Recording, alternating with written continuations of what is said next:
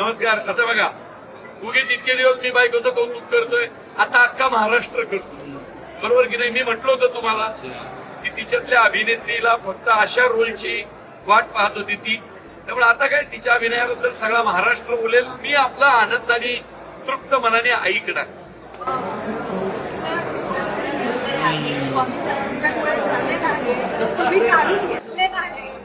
आता मॅडम मला पुढच्या सिनेमाला डेट देतील की नाही माहित नाही, कारण आता खूप त्या आता ट्रेंडिंगला आहेत.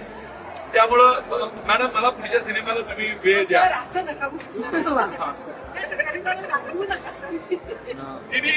म्हणजे ती आणि मोहन जोशी, मी नेहमी म्हणायचो बघा, बाकी कुणासाठी नाही, या दोन कलाकारांसाठी देऊळ बंद बघा. कारण या दोन कलाकारांनी देऊळ बंद 2 ला जो न्याय दिलाय तो वाखाणण्याजोगा आहे. यांच्या अभिनयाचं करावं तेवढं कौतुक कमी आहे. ते काढून घेणारे अवलिया कलाकार तुम्हीच आहात. मी घेतोच, तुम्हाला माहितीच आहे. फक्त खूप सहन करावं लागतं, ते सगळ्यांनी केलंय. त्यामुळं सोनं भट्टीतनं तावून सुलाखून बाहेर पडलेलं आहे. हा, सर्वांचे आम्ही दोघेही, मराठी रसिक प्रेक्षकांचे आम्ही दोघेही ऋणी आहोत.